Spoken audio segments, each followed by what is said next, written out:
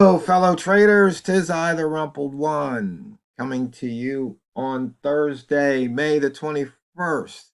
The year's 2026. Let's talk trading. Trading like a casino. As always, these videos are for educational purposes only. Your results may differ from mine. And to make sure you don't have adverse results, make sure you have your risk management in place so you don't lose more than you're willing to lose while you are trading. Now, speaking of that, trading like a casino, that's a big part of trading like a casino, not losing more than you're willing to lose. Um, if somebody gets on a really hot streak at a casino, they'll cut them off because they don't want to lose but so much. And the other thing about a casino is they have rules and they stick to it. They don't get to change the rules in the middle of a blackjack hand or while you're shooting the dice or while the roulette wheel's spinning. No, it's the same. And that's something that we as traders, we we don't do very well. We really don't, because we'll write out trading plans, we'll come up with all different methods, and we'll say, if this happens, then we'll do this. Otherwise, we do that. Well, guess what? That's not what really happens. What happens is we wind up managing our emotions. Um, and because of the brain management, our brain gets in the way. So we have these fears, we have these regrets, we feel pain, and it causes us to do things that aren't part of our trading plan. So, what's the solution? Well, one solution is you put your trade on, you put your TP on, you put your stop loss on, and then you walk away. You let the market do its thing. Just like if you were a casino, somebody, lays their money down on the double O, and then you go, okay, no more bets. The wheel is spinning, the ball drops, and either the casino wins or the player wins. That's it. You don't mess. And they either pay out or they rake the chips in from the losers first, then they pay out the winners, and then the next game starts. Well, same, you could do the same thing with trading.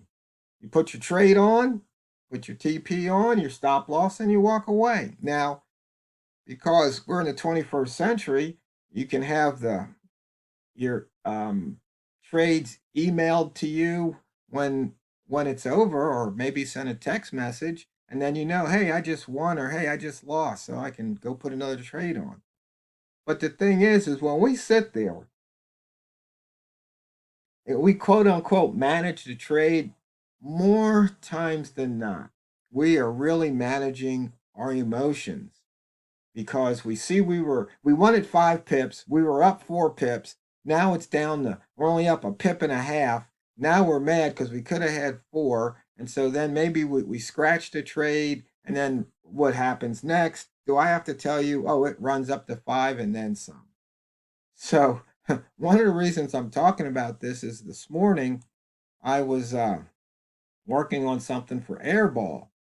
He wanted to see the midpoints of all the M30 candles from the previous day. So I worked on TRO HL5, um, made an update so it works that way now. Um, I'll probably have to do a video to explain it, and maybe I'll do that after this video and get it up on crestlick.com. But anyway, I was working on that. Meanwhile, here's a blast for the past. The old drain the banks, rock, paper, scissors with the 6 balls down here. Um, what had happened was I was busy coding, and let's see, where was it? Must have been right about here. Um, yeah, I think it was right around here I was coding, and price And I said, oh, shoot, I missed the trade. Well, I saw that we had these two opens above the midpoints. So I went ahead and put my trade on. And then I went back to coding. And then I turned my screen back on. And lo and behold, I'm up like 12 pips. And then it pulled back a little bit. And so then I punched out of that trade. And I was happy because after I punched out, it went up and then it shot way back down. So, but the thing is, had I been managing that trade and I got in right here and it did this and then it started doing that, I probably would only made a couple of pips on that trade. But by walking away, and I didn't even have a TP on, which that was a rule violation. Whenever I walk away from a trade, I usually put a TP on, um, just that way in case I'm away longer than what I thought. And you should probably have a stop loss on too. But that's how you do it. I mean, that is the solution. What you do is you put the TP on, stop loss on, and then you let the market do its thing. Easier said than done, right? Well, not really. I mean, how hard is it to click the mouse, put your trade on, or use your EA to put the trade on with your TP and stop loss already set, or you've got an EA running to the side where if it sees a new trade, it automatically puts in a TP and stop loss, and you just sit back and see what happens. And, if your method's any good, if it has that positive expectancy, it's going to play out. Yeah, you're going to lose. Yeah, you're going to have some losing streaks. But guess what? You're going to have those winning streaks. And most likely the winners will more than make up for the losers, and you'll net the day positive. Now, the one other thing that you can do that the casino really doesn't do, casinos pretty much stay open 24/7. But you don't have to trade 24/7. You can say, I'm trading between this time and that time. Or you can say, hey, I'm trading. If I make X number of pips or dollars or percent return on my portfolio, I am done for the day. You pick up your chips and you walk away. I mean, it's pretty much that simple. So, and like I said, this is the old Drain the Banks rock, paper, scissors from 3 clips out on Crestlick. I made a few, I didn't really change the template per se. I just added a few the indicators that I like to use. So, for example, you can turn on the sweet spot lines or turn them off. You got, my buttons are crazy here. You can turn off indicator 2. You can turn off the midpoints. What happens is, I've got to figure this out. If you hit F3 on your terminal, you have these global variables. And what I did was I took the template from my upstairs laptop, I brought it to my downstairs laptop. Well, it has different variables. And so what happens is, it goes out, it reads it, it goes, oh, wait a minute, here's my available slots. Well, they were already taken up. So I got to figure out how to make sure that overrides, or maybe you just have to clean the objects off the template. And then everything works fine. And then save the template on your computer. But anyway, so what happens is we've got the TRO HL5, we've got 4 instances of dynamic fib support resistance, and that's where we get the 3, 4, 5, and 6 balls. So 3 ball is 34, 4 balls 55, and I forget what the 5 and 6 balls are. It's been a while. Let's see. 89 is a 5 ball, and a 6 ball is 500.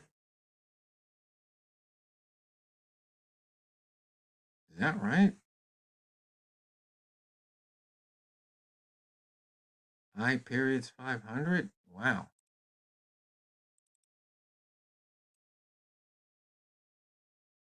I didn't realize it was that big. But you can see where those 6 balls put in. Whoops. And then trading the reversal off the 6 balls, that's what we look to do. And in the TROHL5, the lines start at the bar, and then once price crisscross it, it knocks those lines out. So you can see the clear space and where you might run into problems. And you can still download the all that code or the templates. I will put the new template up, but you'd have to have some of these indicators or all of the indicators there to use it. And I think there's only one donational. Actually, no, there's 3 donationals on here. I think I need to start making the candle color multimeter, put that in each year's donational, because it's just so handy to have. So you can see here, are we going to knock out that high from the previous? Yes, we just knocked it out. And then it pulled back. But, you know, the main thing is you have your rules, your entry rules. When they're met, you enter the trade, put your TP on, your stop loss on, and then just leave it alone. Because you might want to cut your profit short, you might want to cut your loss short. But hey, you made the trade, so unless there's something really glaring that's saying, you know what, you made an error in your observation, you missed something, or you saw something that really isn't there, there's no reason to mess with that trade. Just leave it alone. Okay, we just took out a couple of lows. Looks like we might take out another one.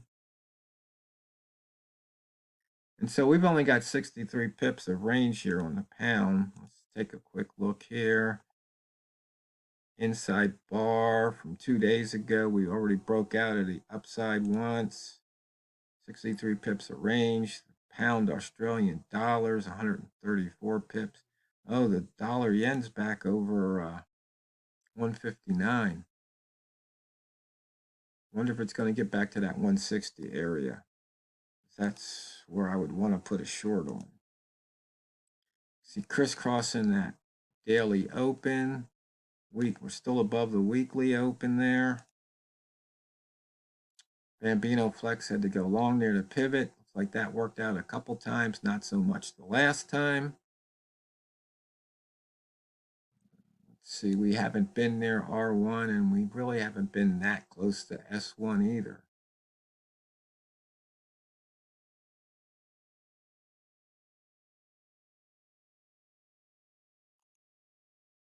Okay, looks like we took out the daily, took out the weekly, took out the monthly. So we went into the previous, oh, let's see, we'll see that on the next chart. Yeah, we were in the upper wick zone and out, touched the lower wick zone and back out. Didn't quite reach the ATR zones. Made the daily low 2 hours ago. Daily high 7 hours ago. Some nice ranges to trade, all over 10 pips for the last, wow, 10 hours, or 10 30-minute candles rather. Lower, high, higher, low, ranging there, and back to where. So, fellow traders, maybe you can take that to heart and actually do it, because, you know, trading like a casino might be the profitable ticket, because it's not what you trade, it's how you trade it. So go out there and drain the banks. This is the Rumpled One, over and out.